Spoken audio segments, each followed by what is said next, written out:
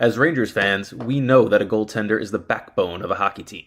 At Abundant Wealth Management, we are your financial backbone, offering financial planning, wealth management, tax planning, and estate planning services.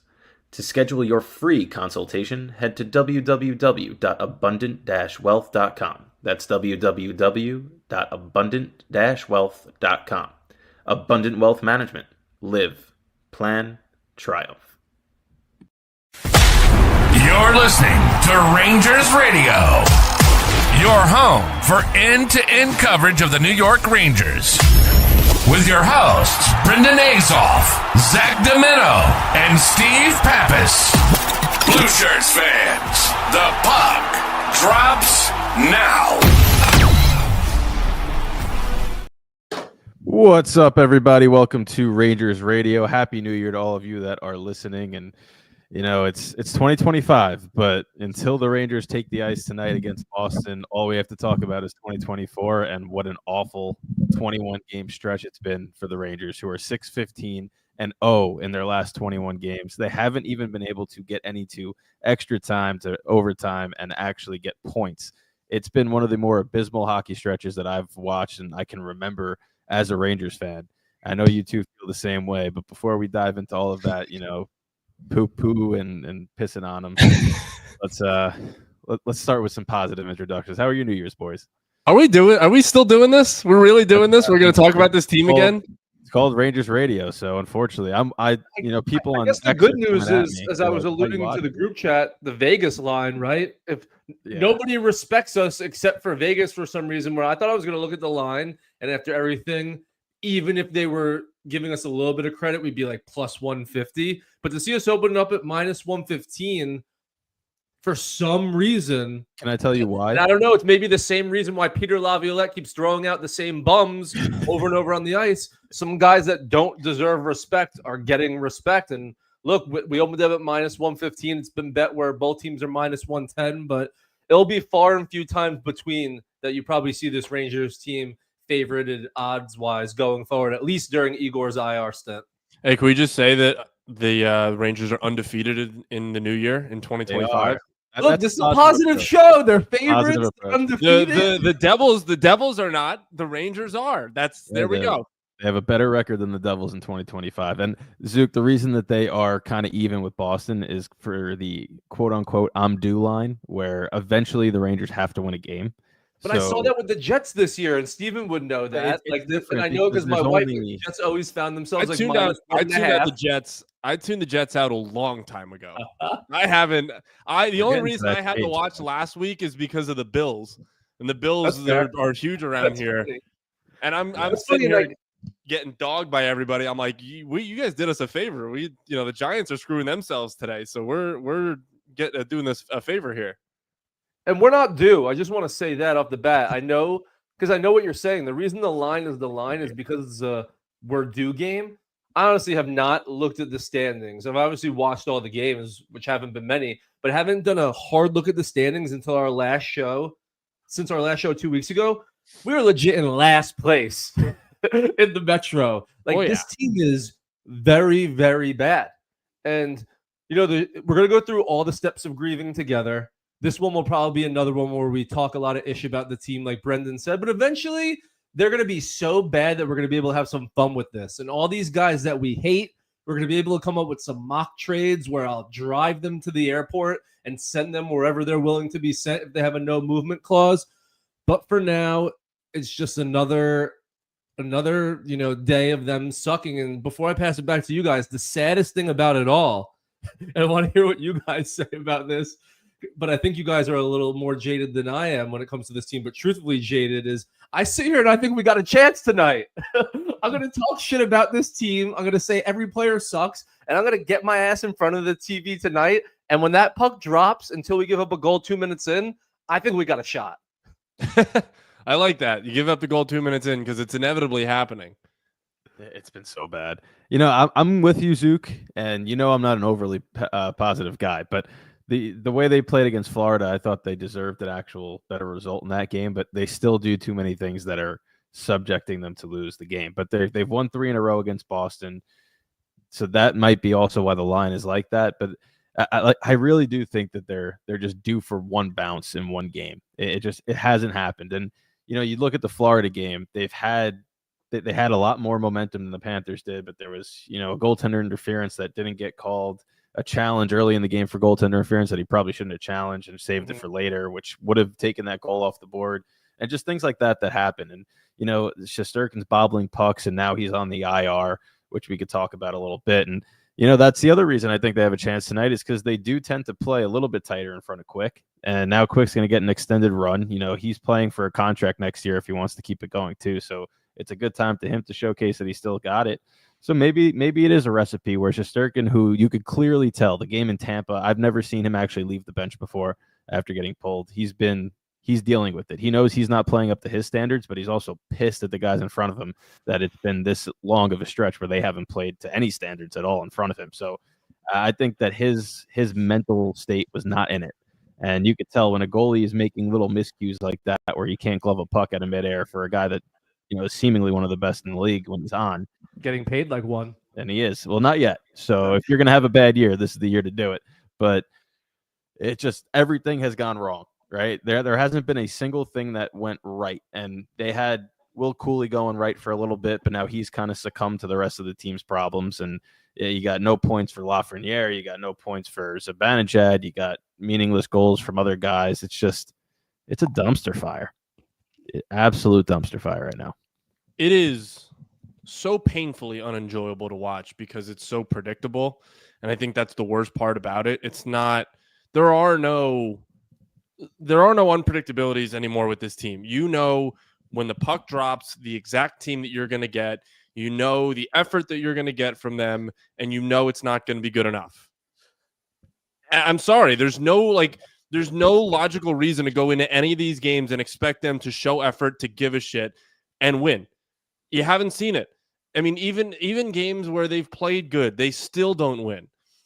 They're not even accidentally winning games at this point. Everything is a loss. Bad teams find a way to win games every now and then. Chicago will win a game every now and then. San Jose will win a game every now. The Rangers don't. They don't. They've won one game in 3 weeks. It's awful. Remember how the Sabres were on a 13-game losing streak? They've got 3 more wins than the Rangers in the same time from the start of that losing streak. That's embarrassing. It's embarrassing. I'm trying to look it up right now, and of course, for some reason, this is the hardest stat to figure out.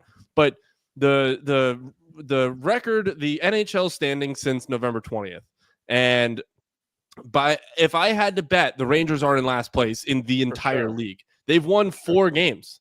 They've won 4 games since November 20th. I mean, what are we doing? Let me tell you an even more alarming stat. And this one actually makes me sad as I'm looking at the stat screen right now. Capo Caco is 8th on the Rangers in points and 1st in plus minus. Again, both those things are skewed, and there's a story behind any stat. But that's just sad. That's just sad. And we're going to go most of this episode talking ish about players. And I'm looking at the stats right now, and it reminds me of something that I saw on Twitter after last game. During this awful streak that I forget what you guys said. What is it, 3-15-1? 4-15. They're 6-15 in their last 21 games. Okay, during that stretch, the only player with a positive plus minus on the Rangers is Adam Fox. So there's a chance in all of this madness, somehow he's still playing amazing, and it sucks because of how bad the team is, how bad the partner that they keep putting next to him is night after night, how bad the rest of the team is, how often the goaltending has been subpar. But if there's a bright spot of a single player, I guess it's been him. But what a lame bright spot. We appreciate it. Mike Tomlin says this all the time about TJ Watt. We appreciate it, but we also expect it from Adam Fox. So if the only thing we're getting this season is Adam Fox playing above the line, and people still want him gone because they think he's the problem. There's no bright side because, like you said, Cooley, great story to start the season. At the end of the year, we're going to look back at his stats, and it'll probably still be more than we expected it. You mentioned Loff. He's the luckiest guy in this bunch. There's so many guys that are playing bad that he's skating by, but he's been a ghost since his contract. And are we going to sit back in 2 or 3 years and be like, this is the next Mika contract? We gave it to a guy who's absolutely invisible. I'd like to think he's maybe going through a phase. He's obviously a lot younger than Mika. And we saw that Loft may have that 16-game mentality where who cares, we're not even making the playoffs at this point. But there's really no single guy besides, we talked about Fox, we talked about Cooley at the beginning. I know, Brendan, I see you on Twitter. You love, especially last game, the way Heedle's been playing, and we'll talk about that situation at the end of the game a little more. But there's not much. There's really no silver lining. So I don't really know what we're going to do except hope for the best. But Drury's on the phones with everyone, getting feelers on any asset that we have. And that's the other side of the conversation. A lot of these guys who want to move aren't even considered assets because A, their contract is too much, or B, they can only go where they let us send them. So it's going to be a very interesting trade deadline for Chris Drury, us as Ranger fans, and the Rangers players themselves. And whoever leaves, they're going to cry and complain that they got sent out because they're the boohoo Rangers. So it's all just a terrible situation. And C, they stink. They're awful. We forget that. They're awful. What's them? Steven, I looked it up for you. Since November 20th, they are the worst team in the NHL. They're 4 points worse than the San Jose Sharks. They are 4-15. That's 2 games. They have That's 8 points. Yeah. 8 points since November 20th. The Sharks have 12. Oh, dude, God. I'm so sick. Like, I'm looking at we have some games in hand that we're drawing up a stretch. We're not winning any games. We're done winning games. It gets worse, too. They have a 211 point percentage. They have a negative 32 goal differential in that span of 19 games.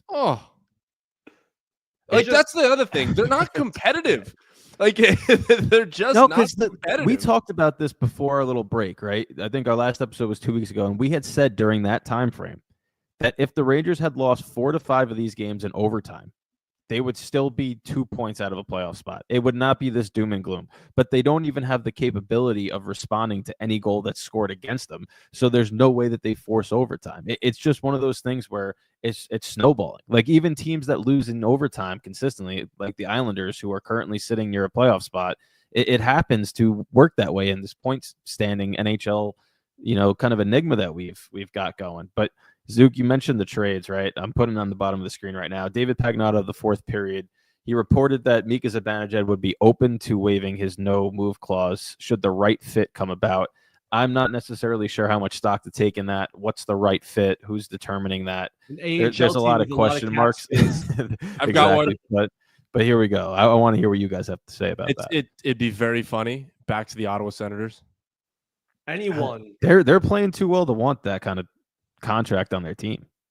Where's a place where the DJ scene's good? LA? Is LA a good spot? But LA's too Look good at for them this. too. Look how bad this is. And this doesn't even tell you the story about how bad it is. How bad Will Morgan's on there.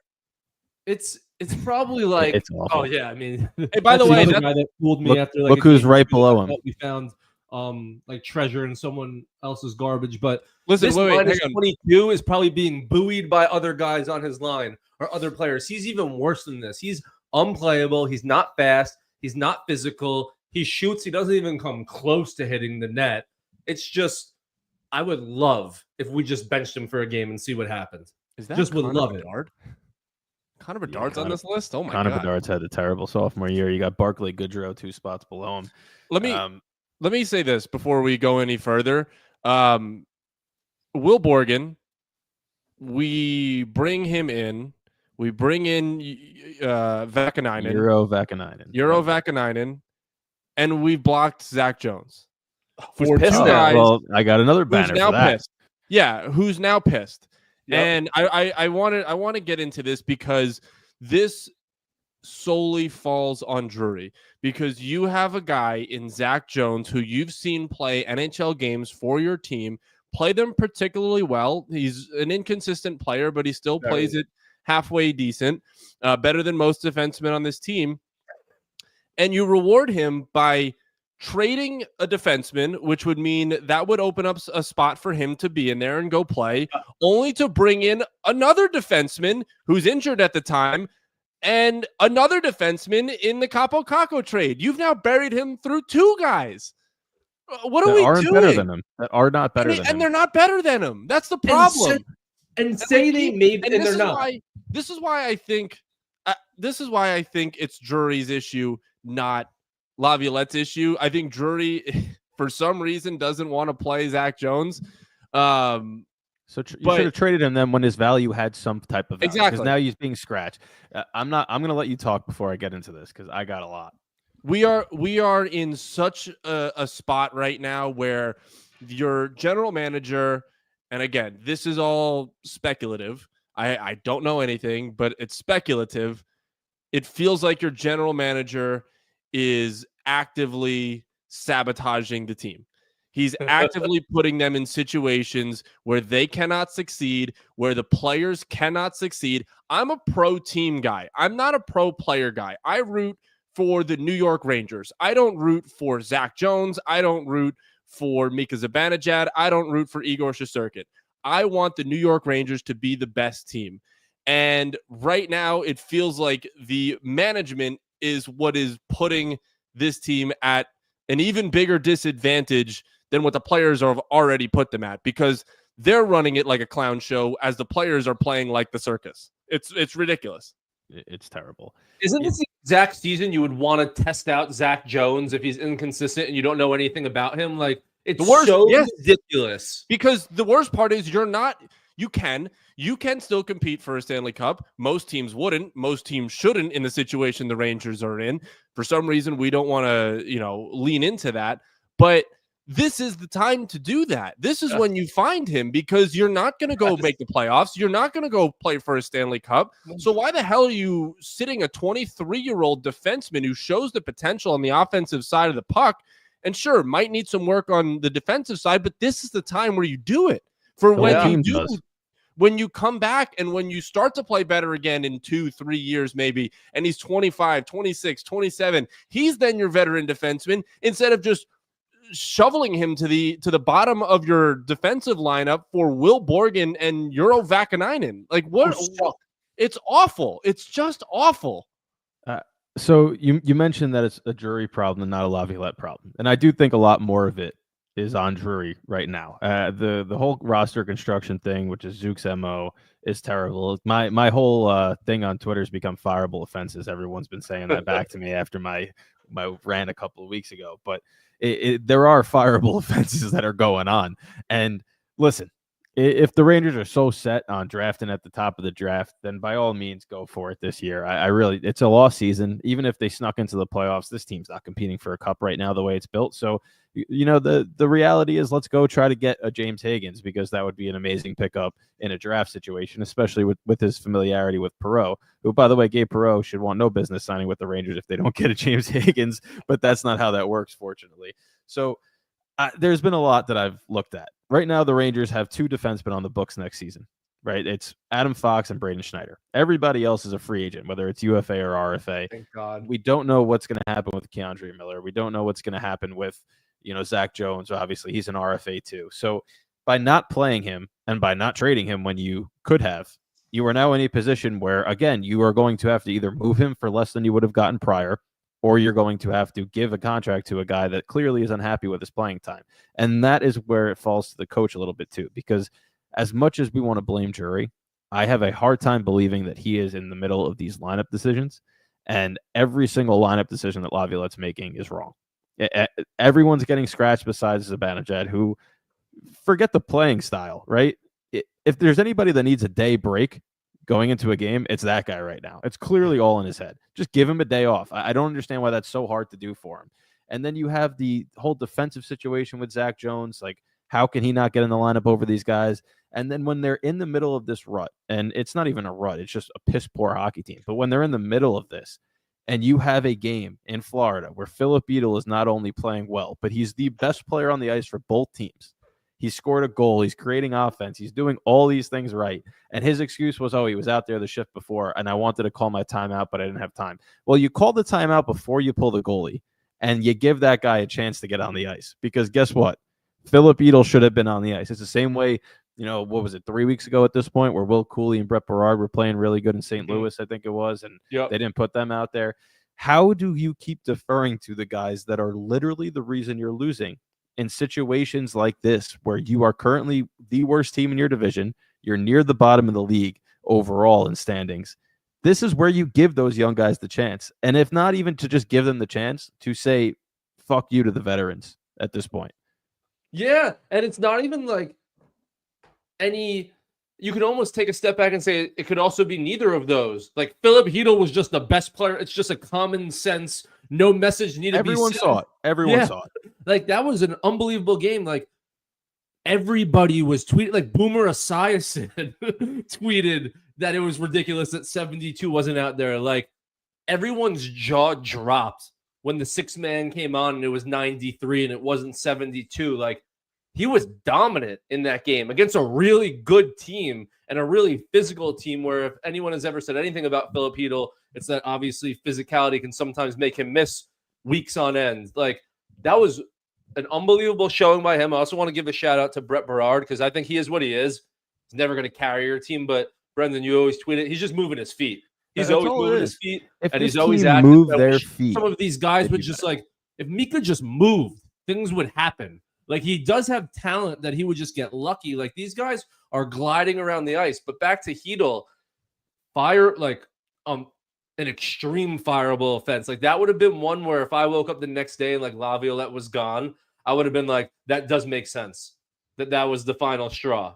Like it made no sense. There was nothing that Laviolette ever could have said that was going to make any sense because the other side of the story is, Brendan, I didn't even hear what Laviolette said, but I just heard you say what he said. There's times where Panarin's out there for the last 2.5 minutes doing 3 or 4 shifts in a row. So don't give me the crap that he was on the ice with the last shift. When he's skating back to the bench, you say 72, you stay on with the new 5 that's popping on. It makes absolutely no sense. Everything we heard about Laviolette, which we've heard, 3rd, 4th, or 5th season of him, it kind of gets old. It happened in the 2nd season. It's just an absolute explosive dynamite of mishaps that's happening with this team caused by, again, it was the theme of last episode. You can talk about Drury, you can talk about Laviolette, you can talk about the players. When all 3 suck at the same time, you end up being last place in your division. Like, it's not rocket science what's happening. Like, it's not like we're talking about any magic formula. All 3 phases suck. Players, coaching staff, general manager, and then all 3 phases on the ice are underperforming. I don't want to say the goaltenders suck, but they're underperforming. And then the forwards and defense all suck. So it's just a perfect storm of how does it get better? It doesn't. It doesn't. Until we're mathematically eliminated, we're all sick enough that we're going to think that we got a chance. But, this team is a Ranger team that we've really never seen before where they suck and they have no fight. Normally we get one or the other going the other way. Yeah. It's he doesn't want to talk about this, man. I don't. I've said it enough. Like I've yelled, I've screamed, I've kicked, and I've cried enough about this team over the last 2 months. And at this point, I'm out of words. But you're right. Usually, if they stink, there's at least some fight in it every single night. Aren't you embarrassed? Like, aren't these guys embarrassed? Yes. Nope. Like, it's nuts to me. I'd be so embarrassed. I would never be getting outworked if I was these guys. Okay, I've said this to my dad a couple times now, and after every game, he'll text me and just say 0 points, 0 points, 0 points. I'm like, I know. I'm like, at this point, I want them to lose in the most embarrassing and humiliating ways possible because then it shows, it makes these guys feel bad. And then I realize they don't give a shit. So they won't be embarrassed. They won't be humiliated. It doesn't matter. It doesn't matter to them that they wear the New York Rangers crest. It doesn't matter to them that they're playing at the world's most famous arena. It doesn't matter to them that they're playing for an Original Six franchise. None of this matters to anybody on the team. We've gone from moving the goalpost to 25 and over to now it's the entire team except for 3 guys. It's except for Adam Fox, it's except for Philip Hedl, and it's except for Brett Berard, maybe Adam Edstrom, and the goaltenders. So there's 5 guys right there. Everybody else can go kick rocks for all I'm concerned. Absolutely horrendous effort every night, and I don't want to watch any of it. See, I know that there's a kind of a back and forth on social media of whether you are putting the burden of blame. Obviously, it's on the players. I don't want this to come off like I'm giving the players a pass. We all know it's on the players. But are you putting more of the burden of the blame when you're excluding the players from the equation on Drury or Laviolette? And it's kind of split. I'm at the point where the blame solely falls on Drury. But at the same time, it doesn't matter how good of a coach you might be or whether there's blame to be given to you at all for what's going on. You have to be fired. You can't go on this stretch this long for a team that was expected to not make the playoffs, but to actually compete for a Stanley Cup again after last year falling just short to the eventual Stanley Cup champions. Go 6-15 in 21 games, be last in your division, and not get fired. And then on top of that, the lineup decisions that I talked about, the no fight, like some of that has to come from a bad locker room, which who's in charge of the locker room? It's the coach. You could put a letter on anybody's jersey. You could have whatever group of guys you want in the room. But at the end of the day, they all report back to the head coach. And if the head coach has lost the room, which I don't think he had at the beginning of the season with the whole Trouba fiasco in the offseason, and if they are not playing for him or each other and their results aren't there, it doesn't matter how good or bad the coach is doing. It doesn't matter how well liked he is by the management. He has to go. You need a fresh voice. And people are like, oh, who would you put? You could put a traffic cone behind the bench at this point. Exactly. It's not changing anything. Something has to change. And the easiest change to make when you have guys on no move clauses that you can't just move right now is to get rid of the head coach. And when they hired Laviolette and the staff was assembled with Phil Housley, former head coach, it was Dan Muse, who was an up-and-coming guy with player development, and it was Michael Pekka, who's been around the block as a player. One of those guys needs a chance. Phil Housley should not be the choice because he's already had a run. You give Michael Pekka a chance to be the head coach and see what he has to say. Just you need a fresh voice leading that team. It's got to happen. You're not going to like what I'm about to say, but I want this for the next 4 months. If Laviolette gets fired in January, I want the coach of this team for the next 4 months to be Mike Babcock, because he will make every single player's life a living hell the way that it should be for 4 months. I don't want him anywhere over these 4 months. I just want this core to deal with the biggest shithead coach in the entire National Hockey League and understand what it's like to be held accountable for, on top of the countless other workplace violations that Mike Babcock has. But I just want them to have some sort of accountability and make their lives miserable for the 4 months that they're going to be here. If they're just going to sit here and make our lives miserable for the next 4 months or however long the season ends. Hopefully it doesn't. Hopefully it ends in February. We don't have to watch it anymore. Yeah, hopefully it's over already. Hopefully they forfeit. Let me just burst both of your bubbles real quick, because it's going to be Phil Housley if he gets fired. Like, it's such a Rangers move to give it to the guy who has like that experience, because we're so soft. And the Drury Laviolette, I guess, question is a very interesting one, because you can always go back and forth. And I was probably siding to it was more Drury's fault, and there's nothing that Laviolette could have really done to spark these guys. But not putting Hedl on the ice just shows me it doesn't even matter if we gave this guy the right guys, because we got guys that literally, it's not like, oh, there was 7 guys playing really good. Hedl was the best, but the other guys were playing well also. So maybe he just picked wrong. We got 1 or 2 guys playing good that game, and he was clearly the number one. So it's just like, he's got to go. Obviously, Drury's not going to fire himself. Laviolette's got to go. I would love to see Michael Pekka get a chance. Like, since we got him, I thought, like, Laviolette, even if things went right, he's got a shelf life of 4 years max, and Pekka or Muse was being groomed for it, and I think Pekka would be perfect. I would love a chance to see if Pekka could get anything out of these guys before the trade deadline. That's just one of those things where, if all you have is hope because the guys just suck, a coaching change is always one of those few moves you keep in your back pocket as a last stretch that I would like to see it. But we all know it will be Housley. We might win the first game he coaches, because that would be so Rangers. It would probably be on the day before we had a stream where I'd be running my mouth saying, all we needed was a coaching change. All we needed was a coaching change. And then we just go right back to the way things were, because these guys are who they've been over the course of this entire season. Honestly, these guys who they've been a lot of the regular seasons in the past when they don't have spectacular goaltending behind them.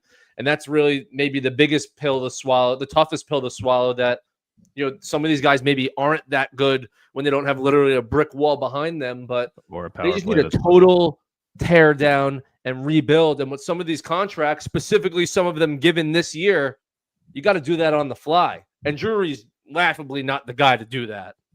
No, the associate head coach usually is the one that gets promoted. So that's Phil Housley. The Muse and Pekka are assistants, so that's usually the pecking order there.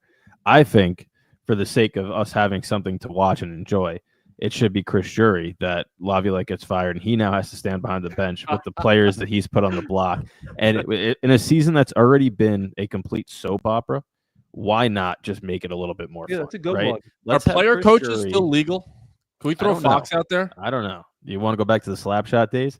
Yeah. I think that if Chris Jury happened to be behind the bench, the pure cinema that would unfold by the reactions that would happen from the players like Kreider looking at him and all of this crap that like this guy has single-handedly taken over the organization. And what's funny about this whole thing is nothing's going to happen now because James Dolan is too worried about getting Optimum back on a cable package for MSG. So he's preoccupied. No firings are going to happen while he's dealing with that contract negotiation. That's a beef I was not ready for. We got MSG versus the Altus company, which is the parent company Optimum. We got the Rangers versus their general manager. This season, the fans versus alcohol. It's not even versus. It's those. That's a pair. The fans and alcohol versus the Rangers. Friendship. That's a friendship. You guys I want to know something non-Rangers related, but I think it's decent news for today. Connor McDavid has tweeted for the first time in a year. And he tweeted at Austin Matthews, just saying crossbar and in, let's see it. I don't know what that means. I don't know if there's collusion in the league, but crossbar and in, let's see it. McDavid has not tweeted in a year, and the last tweet he had was like a promotional, quote tweeting the Oilers for the All-Star game. Then it was a DraftKings one, and now it's just him tweeting at Austin Matthews. What's happening? This one also being an ad where like. Yep. In a few weeks, we'll see a commercial if there's like a bar down challenge and like some advertisement that they're running, like something like that, like the New Amsterdam Pink Whitney commercial with Ryan Whitney and Burnett. Yeah, those things during the playoffs were miserable. It was like 4 times a commercial break. I kept hearing every commercial break. Well, we got a few minutes left, and if we want to end on a positive note, the World Juniors are going on. I know that a lot of Rangers fans have been really paying attention to Team USA. Obviously, you got Drew Fortescue on defense and Gabe Perreault up front. They are going to the semifinals. They absolutely routed Switzerland 7-2 today. And Gabe Perreault had 3 assists, 3 primary assists in the second period. Didn't score, but still had 3 points in the game. Drew Fortescue's actually looked pretty good defensively. So I think that if we want some positivity, let's watch those games. You got the semifinal coming up. They beat Canada in the final preliminary round game, which was a crazy hockey. I don't know if anybody was watching that on New Year's Eve, but that's the type of crap we've been waiting for the Rangers to do, where it actually felt like there was some meaning behind what these kids were doing. Everybody was hitting. It was a special teams clinic when both teams had power play opportunities. Goaltending was great. But can I just say the shit talk that you get in the World Juniors between players is something I wish the NHL had more. Because it is peak. It is like chef's kiss every time. The U.S. and Canada in Sweden last year, just shit talking the fans, the players, a middle finger to who was it? Easton Cowan when Cole Yzerman scored. Like, what are we talking? That's so fucking great. That's but that's the stuff that you can do when you're playing good hockey and you're winning games. Like the only people, like the Rangers should just be giving the finger to themselves. No, but not even that. The ice should be flipping off the guys on the bench. The guys on the bench should be flipping off the guys on the ice. It's just, you see, like, it's sad when you see how hard these guys play in the World Juniors, specifically the U.S. team. And then at night you watch a Rangers game of guys that are getting paid millions. And the effort's it's just tremendous to watch the World Juniors versus the Rangers this year. The sport of hockey needs more pricks. Like, they need guys that have on the ice pricks. On the ice pricks. They need fair more share guys off the ice pricks. Yeah. The NHL needs more guys on the ice that are pricks that can just agitate a fan base. Like the U.S. going into Sweden, and I know there was history between those two teams, but Riley Leonard shushing the crowd is incredible. I think it was Yzerman, giving the Yzerman's FU, the one that chirped. Yep. Yeah, giving the FU to Easton Cowan. Like, that's what grows the sport, is rivalries like that. That's why you tune in. Like, that's what you love as an outsider. If you don't have a team to root for, you find the two teams that hate each other the most and you pick one of them, because then you have a rooting interest. But the World Juniors have been incredible. I love it every year, especially in the U.S. tournament. when the U.S. has beaten Canada in Canada. What have they won? Like 5 of the last 6 against Canada, or 5 of 7, something like that. I think they've won 3 of 5 going into 3 that. of 5, so now it's 4 of 6. Yeah, 4 of 6. I mean, don't look now. Here comes the U.S. And they won the gold medal last year, right? Freebird's so now incredible. The for Latvian goalie song. Yeah. Well, the Latvia. Oh no, goalie's Freebird, name is- the goal song. But yes, the the Latvian, Latvian but the Latvian goalie has a similar last name. I don't know if you saw that game before USA Today, but they were down 3-0 to Sweden, and they wound up scoring 2 goals late in the second. They lost 3-2. But the shots on goal with like 5 minutes left in the third period, that's when the NHL Network cut out, was 50-13 for Sweden, and it was a 3-2 hockey game. So that I feel like Latvia always has that one goalie in this tournament that you're like, who the hell is this guy? I think it was Kavlenix, unfortunately, who passed away. On the Columbus goalie that was the guy that we all remember, where he had like a 60 save performance in that tournament. They always have one sneaky good goaltender, and the results might not be there for them, but they got to the quarters this year. They won 2 games. They beat Canada. So that's a country that's on the rise too. And they got a lot of good young talent that teams are looking out for. So that's what makes this tournament fun, is like those games that you should rout that team, they wind up being close. And then you have the NHL games, like you mentioned, Zook, where the Rangers just look disinterested, even though they're getting paid. So every once in a while, having that change of pace. Luckily, this year we have the 4 nations to look forward to in February too, where we get enough international hockey to. Will be going to one of those games. I just found out. Oh, that's sick. I'll be going to Canada. Sweden will probably be the best player in the whole tournament. Watch Canada, Sweden, and Montreal. I'll get to see Zibanejad up close and personal. That'll be fun. He's going to be stable to the bench with Elias Pettersson. That's also true. But do they reseed in the World Juniors? Because if not, the U.S. is scheduled to play Sweden. I don't know how that works. I don't think they do. They don't reseed, so they will play Sweden. I think it's a bracket. I could be wrong, but I'm pretty sure it's a bracket. No, Sweden finished first in their pool, and the U.S. finished first in theirs, so they wouldn't play. So it'd be either Finland, who's up 3-1 right now, or Canada or the Czechs, which is a great game. It's a good rematch of last year, where the Czechs beat Canada in the quarters. So it could be interesting. I love the World Juniors, and I wish people cared about it more. I really wish people cared about it more in the hockey world. Like casual fans. I just got in recently. You might be right. Just gotten in recently, but I love the World Juniors, and obviously it makes it a lot more appealing when one of the best players in the tournament is also our top prospect and one of the better prospects, in the entire league. And like you said today, Brendan, another just unbelievable performance where this guy's got like 8 eyes on his head. The passes that he makes sometimes are like guys on the Rangers can't make those passes and wouldn't even think about making those passes. Not an exact comp at all, but just in terms of the pass style. Like Panarin's a little different, but like Matt Zuccarello used to have some of the passes that Gabe Perreault has, like on the back of his stick behind him to lead a trailing guy. He surveys the ice before the other team could defend it, and it's awesome. His IQ is just off the charts. And obviously, if we were able to steal Hagen's, those 2 guys like play with telepathy, obviously, from all the hockey they've played together. Just a really fun team to watch. And obviously, when you have a team like this, all the lines are loaded. So it's just fun to watch like a full 60 minutes of guys who want it and top talent guys who want it. Yeah, the semifinal round is reseeded. It is reseeded. So the U.S. would play probably Canada, because Canada would be the lowest seed to move. Well, I guess it depends who wins Finland, Slovakia. If Finland wins, then Finland would play Sweden. So, the U.S. would play Canada in the semis. Right? Are we right in saying that? The U.S. might have to go through Canada, then Sweden. Is Sweden not the number one? Because Sweden didn't lose a game. Yeah, Sweden didn't lose a game. So probably Canada, Sweden. It would be no, because Finland actually finished ahead of them. So it would be Finland, Sweden. No, it would be Canada, Sweden, Finland, USA. Who the Finns beat the U.S. The USA in the round robin. So that would be. I love that. There's no chance we lose to them. And you can clip this. I don't care. I won't be wrong. There's no chance we lose to Finland after losing to them in the group. I would agree that you don't. I don't think a team will lose to you twice. They also played Finland on a back-to-back. That was their only back-to-back round. So Hey, listen, that's the type of stuff you like, right? There's a chance for a U.S.-Canada gold medal game if that happens. The Rangers. Two great matchups because Sweden looks really damn good right now too.